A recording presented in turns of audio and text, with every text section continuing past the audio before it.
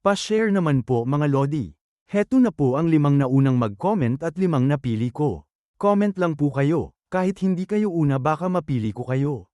Heto na po ang una na si Lodi Jason Mangoroban, Lodi Eunice Bernardo, Lodi Angelo, alias Palcuca, Lodi Domingo Duaso, Lodi Gilbert Baginawon, Lodi Janine Grimaldo, Lodi Worldviews, Lodi Davino Felipe, Lodi John Ray Caniles, Lodi Arian Matilano, Lodi Joan Buet, Lodi Jenny. Maraming salamat po sa inyong lahat. At kung bago ka pa lang dito baka naman. Ika-36 na kabanata, sa pagpapatuloy. Sinamahan ng tagalingkod ang ating bida at sinabi sa kanya na maaari mong gamitin ang kwartong ito. Napatingin naman ang ating bida sa silid ng tahimik. At sinabi niya sa isip na sinong mag-aakala na mananatili ako sa kwartong dating tinutuluyan ni Huasien Node. Bigla naman siyang napalingon sa gilid na may pagtataka. Nakita niya pala ang babaeng ito na tahimik na nakatingin sa kanya. Habang nagkatinginan sila sinabi ng ating bida sa isip na hindi ko pa rin alam kung sino siya. Pero ang mga matang yan na walang emosyon ay katulad ng mga nakita ko noon. Na mariing nakatingin siya dito. At sinabi pa niya sa isip habang naiisip ito na kaparehong mata ng mga malulupit na sandata ng pagpaslang na pinalaki ng mga elite ng mga unorthodox sect o ng demonic cult mula pagkabata, walang anumang emosyon at sinanay lamang para magsagawa ng mga misyon. Ganoon ba siyang klaseng babae? Dagdag pa niya habang lumapit ito sa kanya. At ngumisi siya, sinabi na hello. Ang pangalan ko ay Gebiao. Nagulat siya nang nilampasan lang siya nito ng tahimik. Seryosong napatingin siya dito at sinabi pa niya sa isip na hindi niya ako pinapansin, gaya ng inaasahan. At hindi siya nakatiis at tinawag niya ito at sinabi na hey. Pagkatapos makatanggap ng pagbati, hindi ba't dapat bumati ka rin pabalik? Habang nakatalikod ito, tinanong pa niya na anong pangalan mo.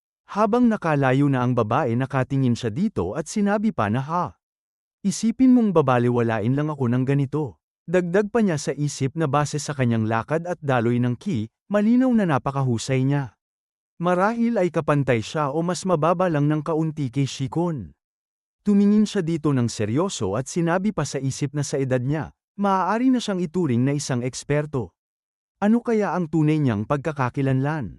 Kinabukasan ng gabi, makikita ang babae na nakatayo sa harapan ng lawa sa ilalim ng bilog na buwan. At makikita itong tahimik lang na nakatingin. At ilang sandali pa makikita ang ating bida ay papalapit sa kanya. Habang nakatingin dito sinabi niya sa isip na matapos magmasid ng ilang araw at malaman sa pamamagitan ni Xingyu, natutunan ko na hindi niya pinoprotektahan si Ma Tingxiu. Dagdag pa niya habang papalapit dito na kung gusto niyang protektahan ang kaligtasan nito, dapat ay ini-eskorte niya ito. Sinabi pa ng ating bida sa isip habang makikita ang babae na siya ay nag-oobserba, hindi nag-e-escort. Gaya ng pag-oobserba ko sa kanya. Dagdag pa niya ito habang nakatingin sa babae. Makikita silang nakatayo sa harap ng lawa na binulong pa niya sa isip na bakit niya tinitignan ito. At ilang sandali pa nagsalita siya ng hindi ba't kakaiba na ituring ang isang tao na parang hindi nudge-exist kahit na malinaw na nandoon siya. Bigla namang sumagot ito na hindi naman. Tahimik na napapikit naman ang ating bida. At sinabi niya na well, sa isang paraan o sa iba pa, ang lahat ay may iisang buhay lang, kaya marahil ay mas komportable na mamuhay ng mag-isa nang hindi nasasangkot sa ibang tao. Habang nakapikit siya, pinagmasdan siya ng babae ng tahimik. Tumingin din sa kanya ang ating bida at sinabi na hindi mo ba talaga sasabihin ang pangalan mo? Tumugon naman ito sa kanya na ganoon ba kaimportante ang mga pangalan? Nakangising sinabi sa kanya ng ating bida na syempre, mas importante ang mga tao kaysa sa pangalan. Dagdag pa niya sa babae na pero dapat mayroon kang tawag na gusto mong itawag sa iyo, di ba? Hindi naman pwedeng tawagin lang kitang hoy o kaya naman ay hey. Tila bahagyang napangiti ito kahit na ang kanyang mukha ay walang emosyon na nakatingin lang sa harapan. Muling sinabi sa kanya ng ating bida na sige, hindi mo man lang sinusubukang kilalanin ako. Kaya anong big deal sa pangalan mo? Ikaw naman ay ikaw pa rin. Bigla namang dumating ang isang utusan na sinabi na mandirigmang Ge, hinahanap ka ni Young Master Ma. Napatingin naman ang gating bida na may pagtataka. At tahimik na seryosong tumingin siya. At habang papaalis siya, lumingon ang tingin sa babae na sinabi na mauuna na muna ako. At pagkatapos ay tahimik na silang naglakad papalayo. Habang papaalis na sila tiningnan naman siya ng babaeng walang emosyon. At ilang sandali pa bumukas ang pintuan. At pumasok ang ating bida dito. Habang hawak ni Ma Tingxiu ang tasa ng alak, masayang sinabi niya sa ating bida na halika rito at uminom tayo. Tinagayan siya nito. Habang umiinom ng alak sinabi pa sa kanya nito na pinupuri ka ng labis ni Syndicate Leader Zing. Habang umiinom din ng alak ang ating bida sumagot siya na marami pa po akong pagkukulang, young master. Napabulong pa siya sa kanyang sarili na ano kayang sasabihin niya at gusto niyang makipag-inuman. At pagkatapos, tinagayan niya ito habang sinasabi na siguradong may iniisip ka. Nakapikit itong tumugon sa kanya na syempre. Tumingin ito sa alak na hawak niya at sinabi pa na kailangan ko ng pera. Napasabi naman ng ating bida na narinig ko na binigyan ka ng financial support ng ating syndicate. Young master, sinabi pa niya sa isip na dahil plano kong bawiin ang lahat ng yon, pinabigyan ko muna siya kay Xingyu ng 10,000 taels sa ngayon. Muling uminom si Ma Tingxiu at nakapikit na sinabi sa kanya na ang perang yon ay hindi sapat. At tinanong ng ating bida sa kanya na magkano ba ang kailangan mo. Ibinaba ang tasa ng alak sa lamesa. Makikita ang mukha nito na sinabi sa kanya na 100,000 taels. Napasabi naman ng ating bida na ano? Dagdag pa niya sa isip na 100,000 taels. Ha, iniisip siguro ng lalaking ito na tumutubo lang sa puno ang ganoong pera. Nakapikit pang sinabi nito sa kanya na at kailangang makuha ito sa loob ng 5 araw sa pinakamatagal. Nakapikit ding sinabi ng ating bida sa kanya na 100,000 taels sa loob ng 5 araw. Tumingin ito sa kanya at tinanong na may paraan ka ba? Napahawak sa baba ang ating bida na nakapikit na nag-isip. At seryosong sinabi niya na may ideya ako. Tumingin ito sa kanya at tinanong na ano yon. Sinagot siya ng ating bida na narinig mo na ba? Na seryosong tumingin siya na sinabi pa na ang tungkol sa mga night traders noon. Tumugon sa kanya ito na night traders. Siyempre, narinig ko na sila. Nakahawak sa baba ang ating bida na sinabi pa niya dito na hindi ba't sila yung mga nagpapahiram ng pera na may mataas na interes. Narinig ko na napakalupit ng mga taong yon. Sinabi pa niya habang naiisip ito na tama ka. Sila ang mga taong dapat mong iwasang makasalamuha hanggat maaari. Kapag nagtanim sila ng galit, papatayin nila ang kanilang kalaban ng walang kabiguan. Gumagamit pa sila ng mga lihim na teknik na ipinagbabawal sa Jianghu ng walang pag-aalinlangan. Sumagot sa kanya si Ma Tingxiu na sinasabi mo bang dapat akong humiram ng pera sa kanila? Sinagot siya ng ating bida na yun lang ang tanging paraan para makakuha ng 100,000 taels sa loob ng 5 araw. Napaisip naman ito na napahawak sa kanyang baba. At pagkatapos sinabi niya sa ating bida na mayroon ba silang ganoong pera? Sinagot siya ng ating bida na narinig ko na ang mga night traders ay nakalikom ng napakalaking kayamanan sa pamamagitan ng mga lihim na pakikipagkasundo sa mga lokal na mga ngalakal. Dapat ay kaya nilang maglabas ng kahit man lang 100,000 taels. Muling sinabi sa kanya ni Ma Tingxiu na sige. Sabihin nating may pera sila, papapahiram ba talaga nila ako ng 100,000 taels? Wala man lang akong collateral. Napangisi naman ang ating bida. At sinabi na paanong wala kang collateral. Tumingin sa kanya ito at sinabi na anong ibig mong sabihin. Naiisip ng ating bida ito na nakapikit na sinabi sa kanya na ang dakilang mandirigmang Ma ay ang tagapagmana ng Heavenly Blade Sect. Ano pang mas magandang collateral ang mayroon kundi yon? Masaya naman si Ma Tingxiu sa kanyang narinig sa ating bida. Napangiti naman siya at sinabi sa isip na tama yan. Dapat ay matuwa ka na pinupuri ka. Kaya, humiram ka ng pera gamit ang sarili mo bilang collateral. Nakatingin naman ito sa kanya at sinabi na kahit na ganoon, hindi ko alam kung dapat ko bang gawin yon. Napapikit naman ang ating bida na inilagay ang kamay sa dibdib na sinabi sa kanya na paumanhin po. Baka may nasabi akong hindi kinakailangan dahil gusto ko lang makatulong sa inyo. Huwag niyo na lang pong pansinin ang aking mga sinabi. Napataas ng kamay si Ma Tingxiu at sinabi sa kanya na hindi. Isa itong opsyon na karapat-dapat isaalang-alang. Tumingin sa kanya ito na tinanong pa na may paraan ka ba para makontak sila? Ngumiti naman siya at sinabi na syempre. Ipaubaya niyo na po sa akin. Na sinabi pa niya sa kanyang isip na pasensya na, pero wala akong intensyong tapusin na ito ngayon. At dito na po nagtatapos ang 36 na kabanata.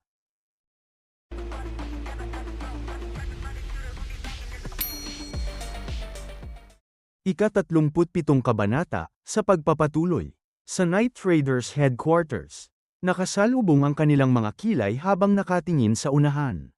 Makikita ang pagkabahala sa kanilang mga mukha, may bahagyang pawis na tumutulo sa sentido sa kabila ng malamig na hangin. Dahan-dahan nilang hinawakan ang mga espadang hawak, mahigpit ngunit maingat, tila naghahanda sa anumang maaaring mangyari. Sa katahimikan ng sandali, malinaw ang tensyon sa hangin. At gumalang ito na sumuntok sa palad na bahagyang yumukong sinabi na maligayang pagdating po.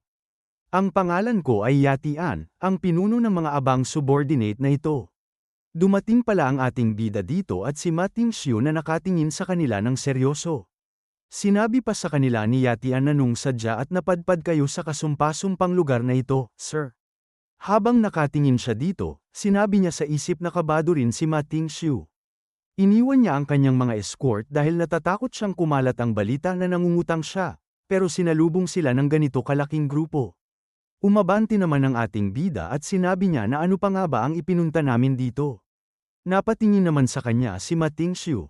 Napasabi naman sa isip si Yatian na gaya ng inaasahan.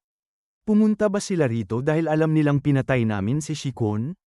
Muling nagsalita ang ating bida na dakilang mandirigmang ma. Napasalubong naman ang kilay na mariin na nakatingin sa kanila si Yatian ng tahimik. Nagulat ito at hindi makapaniwala nang marinig ang sinabi ni Mating Xiu, na naparito kami para humiram ng inyong pera. At sinabi naman ng ating bida sa kanya na bakit parang gulat na gulat kayo. Hindi ba't yan ang pangunahing negosyo nyo? Pautalutal na sumagot ito sa kanya na oo naman. Hindi lang ako makapaniwala na gugustuhin mong humiram ng pera sa isang abang taong gaya ko. Tinanong pa ni Yatian na magkano ang kailangan nyo. Mariin siyang tumingin at sumagot na 100,000 taels. Napangiwi naman ang mukha ito nang marinig ang hinihiram nila. At napasabi sa isip habang magkaharap sila na ano kayang pinaplano nila. Narito ba talaga sila para mangutang? O sinusubukan nilang pagtakpan ang pagpaslang kay Shikun kapalit ng 100,000 taels? Bigla namang nagsalita ang ating bida sa sound transmission dito na hindi ba't dapat lang na magbayad kayo ng ganito kalaki matapos ninyong patayin ang isang miyembro ng Heavenly Blade Sect? Nagtatakang napatingin naman ito sa kanya. Seryosong sinabi pa ng ating bida sa sound transmission dito na kung papahiramin ninyo kami ng 100,000 taels. Aarte kami na parang walang nangyari. Siyempre, babayaran din namin pati ang interes at ang prinsipal. Sumagot ito sa kanya na may pawis sa pisngi na bakit ka gumagamit ng sound transmission. Sumagot siya na gusto mo bang isigaw ko ito? Sa oras na banggitin namin ang pagkamatay ni Shikun, na kayo ang pumatay, gamit ang sarili naming mga bibig. Malamang ay hindi na kayo mabubuhay pa. Biglang napaseryoso ito ng mukha na nakatingin sa ating bida. Sinabi pa niya dito na hindi ba't halata naman? Pinatay niyo ang malapit na kasama ng Young Master ng Heavenly Blade Sect na si Mating Xiu. Sa tingin niyo ba mabubuhay pa kayo kapag nakarating ang balitang ito sa Heavenly Blade Sect, pero binibigyan kayo ng pagkakataon ng Young Master? Tahimik lang ito na patuloy na nakatingin sa ating bida. Nang biglang nagulat ito sa kanyang napagtanto. Napangiwi ang bibig na sinabi sa kanyang isip na si Mating Xiu ba ang nagsabi kung nasaan si Shikun. Hindi lang niya kami ginamit para itumba ang kanyang tauhan, sinusubukan pa niyang utangin ang pera namin. Makikita ang mukha ni Mating Xiu na walang emosyon na nakatingin sa kanila. May madilim namang ekspresyon ng mukha si Yatian na nakatingin sa kanila at sinabi pa sa isip na ang mga hinayupak na bastardong ito. Ang mga tinatawag na prestihiyosong pamilya ay mas madumi pa pala sa amin. May gulat naman sa mukha ni Mating Xiu nang marinig niya ang sinabi ni Yatian na sige, papahiramin ko kayo ng pera. Makikita naman ang saya sa mukha ni Mating Xiu, ang mga labi bahagyang nakataas na tila kampante sa takbo ng mga pangyayari. Tumingin ang ating bida kay Yatian at malamig na sinabi, na hanggang bukas lang ang palugit. Agad namang tumugon si Yatian, bahagyang tumango, na naiintindihan ko po. Ihahanda ko na ito para bukas. Habang umalis na sila sakay ng karawahe, makikita si Yatian na nakasuntok ang kamao sa kanyang palad, bahagyang nakayuko ang ulo. Ang galaw ay pigil ngunit puno ng tensyon. Habang tumatakbo ang karawahe, sinasabi ni Mating Xiu na hahaha. Talagang nakakamangha ka, hindi ko akalain na yuyuko sila ng ganoon, kahit na sila pa ang nagpapahiram ng sarili nilang pera. Tumugon ang ating bida sa kanya na pinupuri niyo po ako ng labis. Sinunod ko lang ang utos niyo habang hinihiram ang inyong pangalan, young master. Nakangising sinabi pa niya na sa anumang paraan, masaya ako na naayos na ang problema. Mula ngayon, nasa sa inyo na ang lahat, dakilang mandirigmang ma. Nakangising sumagot ito habang nakapikit na hindi. Ipapaubaya ko rin ito sa iyo. Ipaubaya ang mga bagay sa mga taong pinagkakatiwalaan ko. Nakatingin siya dito, na sinasabi sa kanyang isip na nakakatawa. Hindi sa nagtitiwala siya sa akin. Pinapapunta niya ako dahil lang sa natatakot siya na baka gumawa ng gulo ang mga night traders. Mariin pa siyang nakatingin dito na sinabi pa sa isip na natatakot siya na baka maglatag sila ng bitag at patayin siya habang nagpapahiram ng pera. At pagkatapos, makikita ang ngiti sa kanyang mga labi. Sumuntok sa palad at bahagyang yumuko ang ulo na sinabi niya na maraming salamat po sa pagtitiwala sa akin.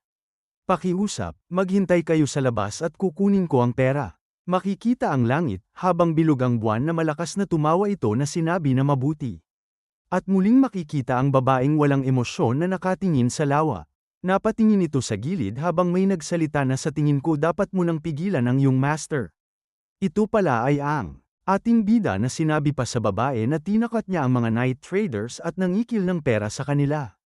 Dagdag pa niya habang nakatalikod sila na kahit na wala akong ibang pagpipilian kundi tumulong, gaya ng alam mo, ang mga night traders ay malulupit at nakakatakot na mga tao.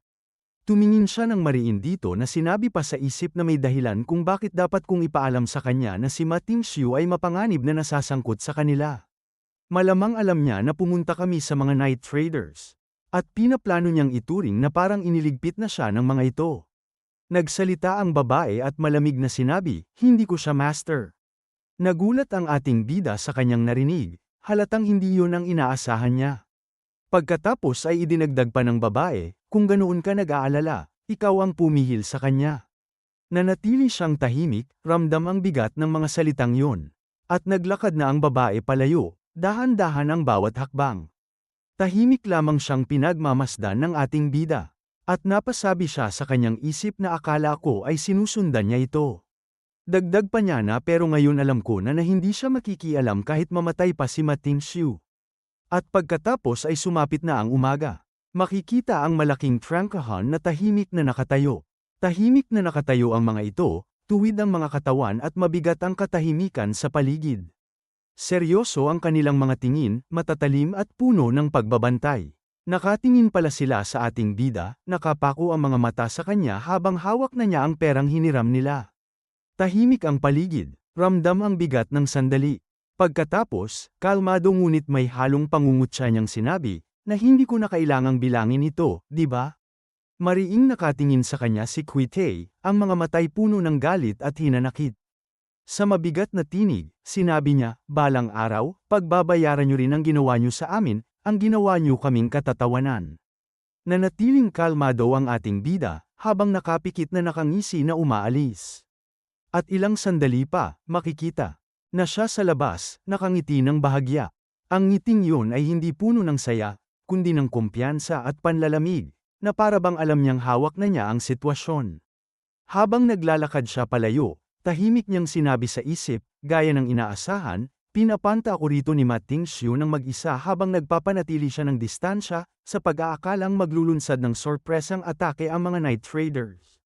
At bahagya niyang inabot at inangat ang supot ng pera, ramdam ang bigat nito sa kanyang palad. Saka idinugtong sa isip, at salamat doon, nagawa ko ang planong ito. Makikita si Leader Sheng na may dalang kaparehong supot ng pera, tila pagpapalitin lamang nila ito. Ang kilos niya ay maingat at kontrolado, ang bawat galaw ay maayos at walang bakas ng pag-aalala.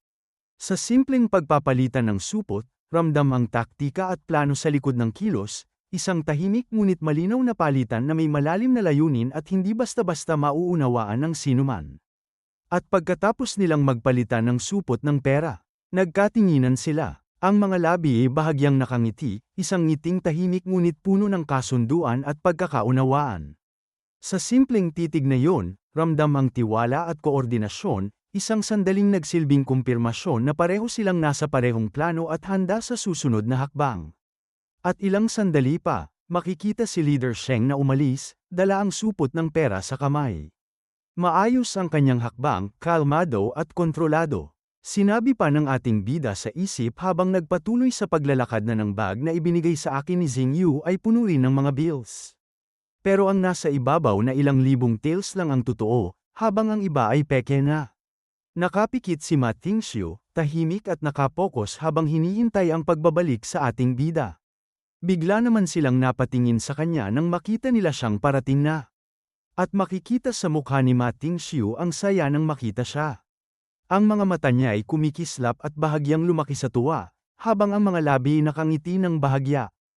Agad siyang sinalubong ni Ma Tingxiu, ang mga hakbang ay mabilis ngunit maayos. Sabay nito, mariing sinabi, "Mandirigmang Ge." Inabot niya ang supot ng pera kay Ma Tingxiu, maayos at kalmado ang kilos. Kasabay nito, mariing sinabi, "Nakuha ko na." Pakikumpirma po. Masayang tinitingnan siya ng ating bida na sinasabi sa isip na ipapacheck niya ito agad para makumpirma na dala ko ang lahat. Habang masayang binuksan ang supot ng pera ni Ma Tingxiu na sinasabi pa nito na magaling, "Mandirigmang Ge. Inaasahan ko ang pakikipagtulungan sa iyo mula ngayon din." Nakangisi siyang sinabi na opo, young master. Sinasabi pa niya sa isip na kung madidiskubre niya ang mga peking bills ngayon, automatiko niyang iisipin na gawa iyon ng mga night traders. Kahit sa panaginip ay hindi niya maiisip na ako ang nagpalit ng mga iyon. Dagdag pa niya habang makikita ang mukha nito na kahit maisip pa niya, wala akong pakialam, dahil kaya ko naman siyang iligpit sa mismong lugar na ito. Namariin siyang nakatingin dito habang bahagyang nakangiti. At dito na po nagtatapos ang ika-37 kabanata.